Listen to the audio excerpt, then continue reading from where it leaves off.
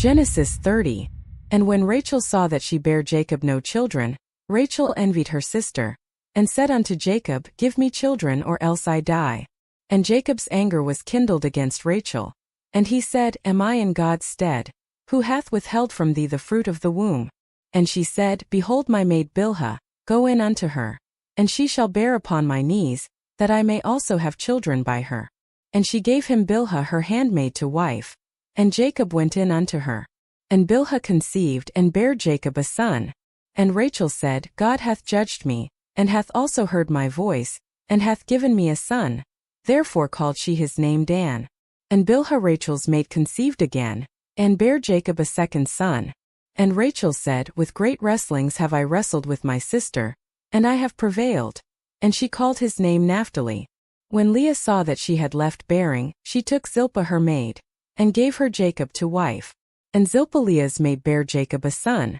And Leah said, A troop cometh. And she called his name Gad.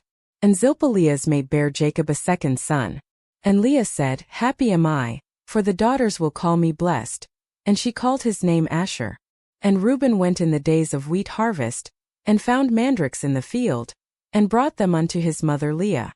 Then Rachel said to Leah, Give me, I pray thee, of thy son's mandrakes. And she said unto her, Is it a small matter that thou hast taken my husband? And wouldest thou take away my son's mandrakes also? And Rachel said, Therefore he shall lie with thee tonight for thy son's mandrakes.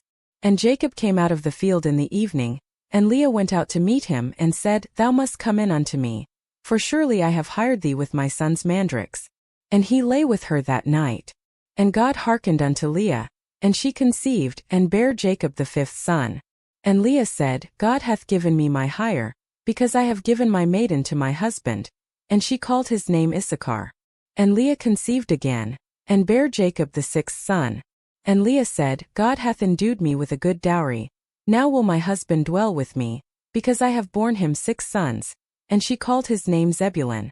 And afterward she bare a daughter, and called her name Dinah.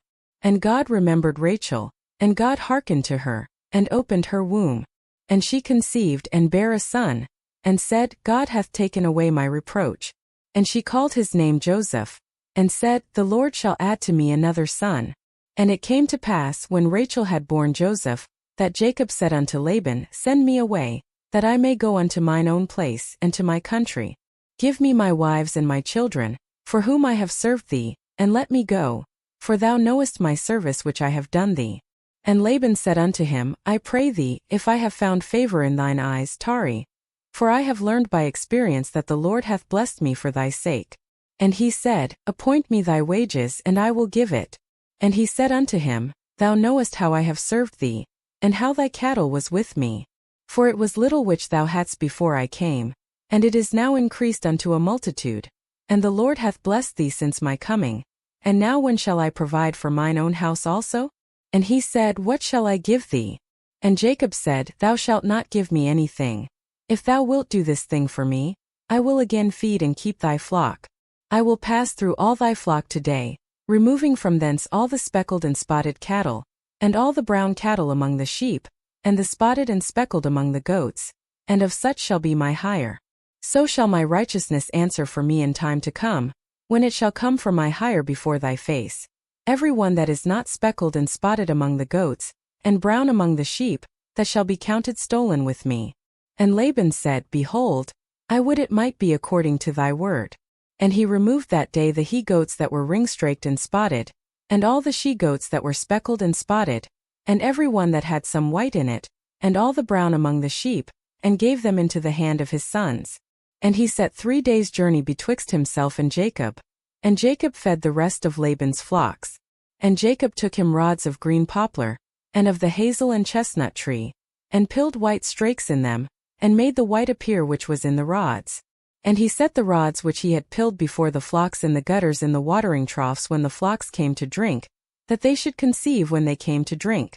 And the flocks conceived before the rods, and brought forth cattle ring-straked, speckled, and spotted. And Jacob did separate the lambs, and set the faces of the flocks toward the ring-straked, and all the brown in the flock of Laban. And he put his own flocks by themselves, and put them not unto Laban's cattle.